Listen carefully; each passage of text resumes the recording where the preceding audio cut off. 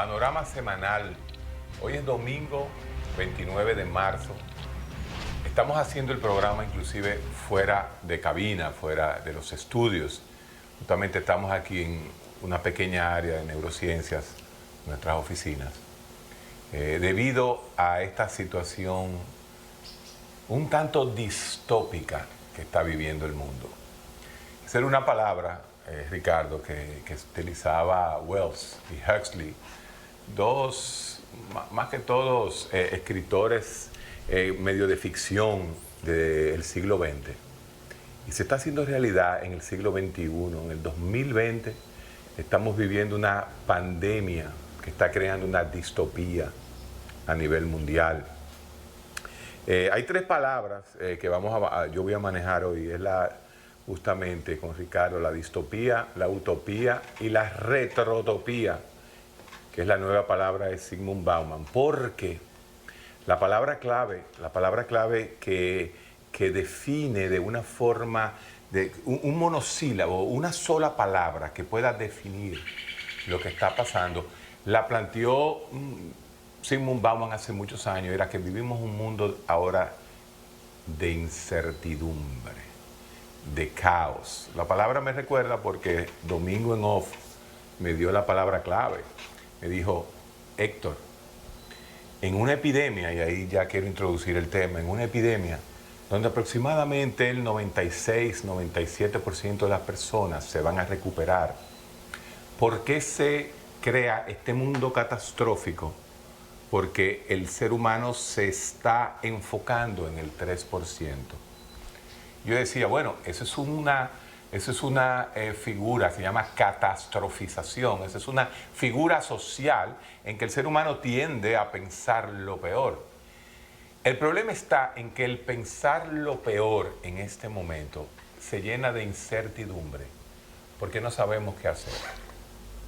No sabemos cómo manejar el virus cuando el paciente está grave.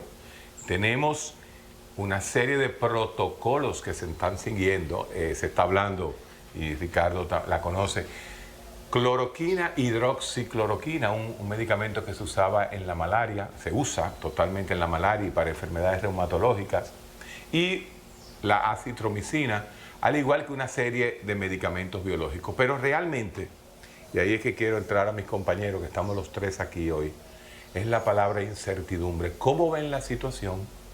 ¿Cómo ven la incertidumbre económica? ¿Cómo el Estado ha puesto en una balanza lo económico versus la salud? Ricardo, Domingo, bienvenidos aquí a mi pequeña oficina, y vamos a ver qué hacemos hoy en Panorama. Bueno, Domingo, ¿no? Mira, ustedes manejan más que yo porque son estudiosos de la neurociencia y lo manejan con precisión. Que el ser humano define su tranquilidad a partir de la certidumbre. Totalmente. Y cuando la incertidumbre es alimentada por los mensajes que producen otros que están en incertidumbre, la incertidumbre se convierte en pánico. Empeora. En pánico, termina en pánico. Y ocurre que cuando la gente entra en pánico, se produce una situación como la que vemos ahora mismo en el mundo.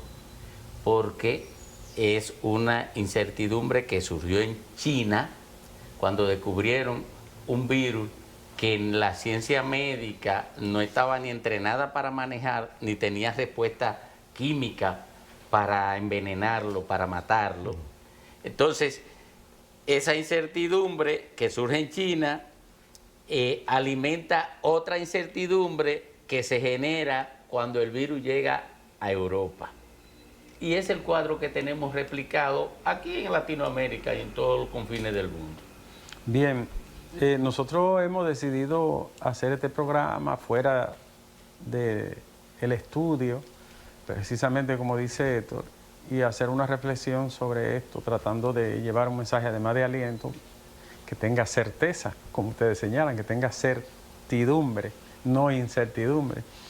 Y por eso no solo es que vamos a hablar en términos médicos del problema, sino de los efectos colaterales y las características de una pandemia que en el siglo XXI es la primera a gran magnitud y que con los medios no tradicionales proyecta eso que Domingo está diciendo.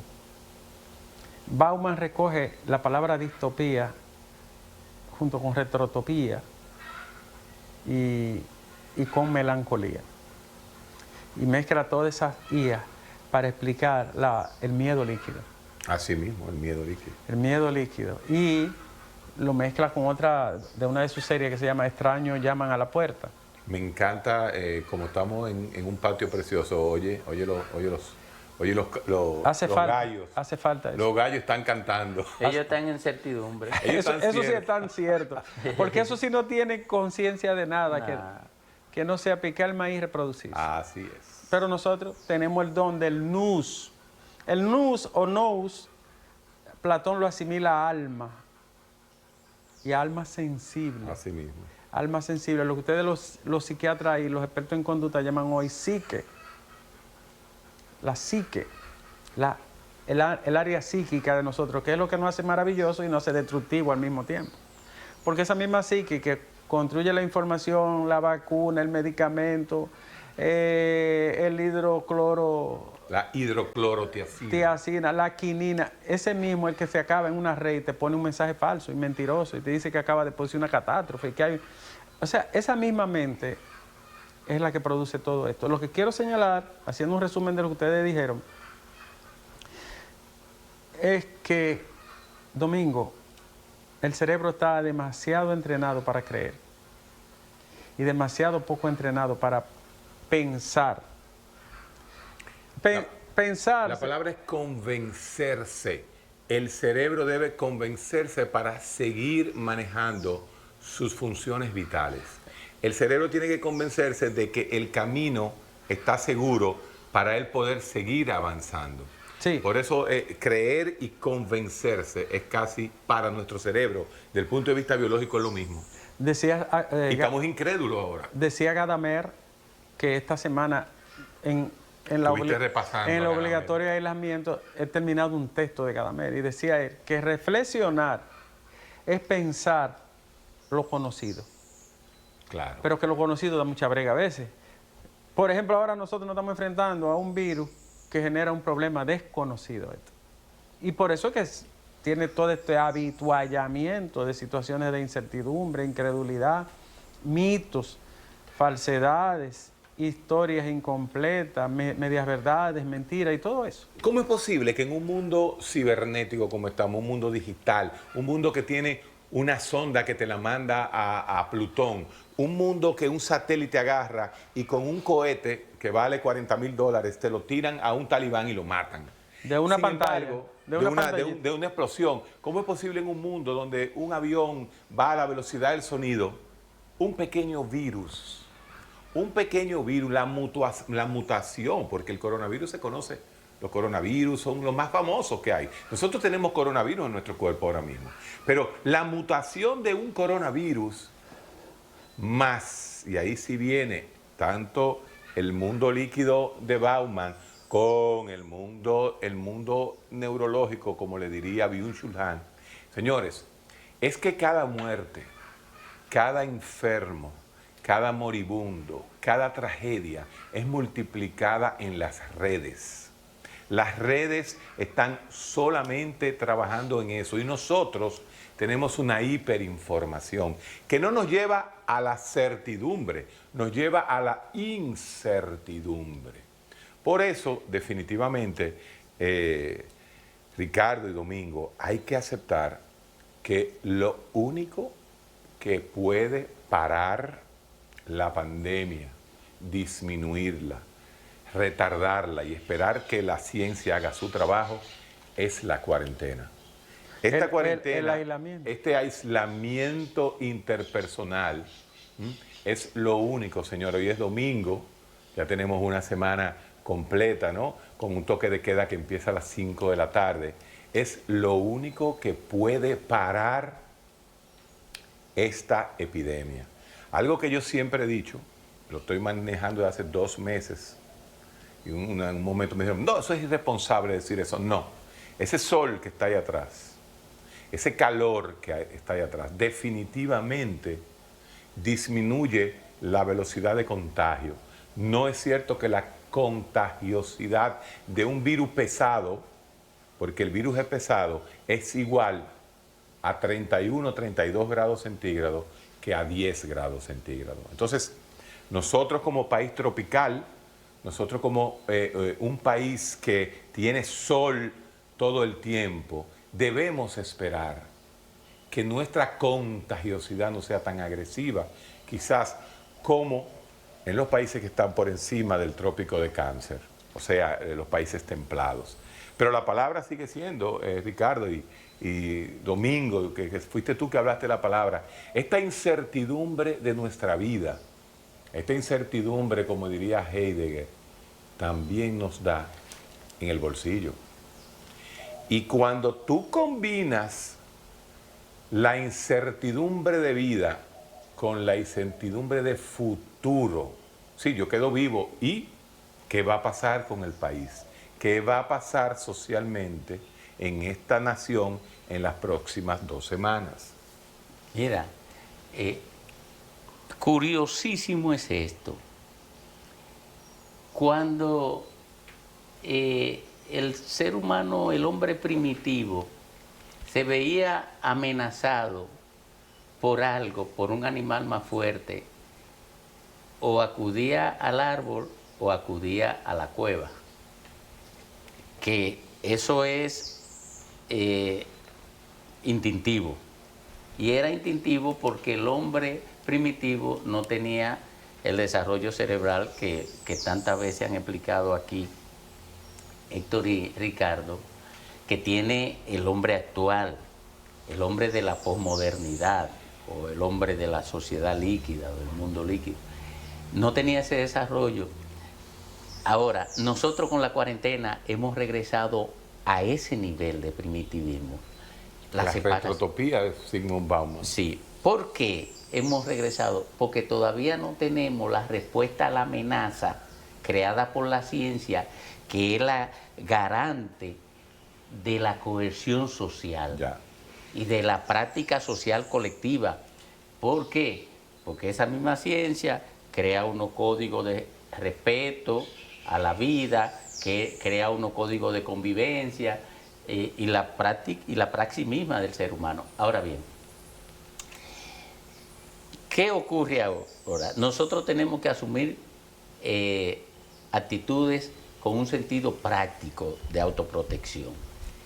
Y como dice Héctor, esperar que la ciencia construya la solución para recobrar la normalidad que nos permite vivir en la certidumbre que nos garantiza poder hacer lo que habitualmente hacemos. Es así. El problema está en que construir certeza en un mundo de riesgo, que muchas veces el riesgo es fabricado por nosotros mismos, y me remito a 2 textos, los menciono porque no es mía la idea, también para que la gente se pueda nutrir. Beck y Giddens hicieron un libro finalizando los años 90, cuando no había redes, internet, ni mensajitos de WhatsApp, ni nada de eso. En los 90 ellos hicieron un texto que se llama La Sociedad del Riesgo. En alemán, ese término lo hemos mencionado otras veces aquí.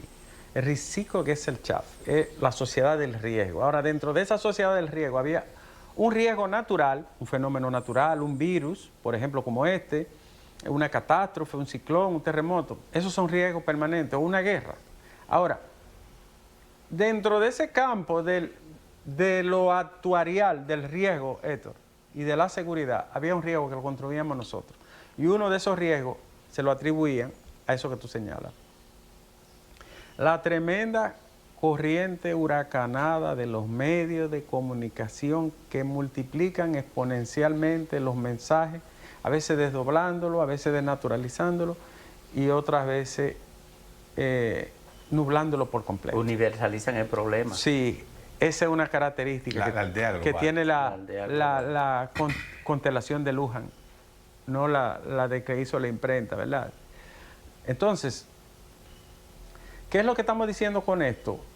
Que esa tremenda disposición de magnificar y de reproducir cuando no es de manera propositiva, propedéutica, de manera adecuada, didáctica, por ejemplo, produce un efecto retrotópico,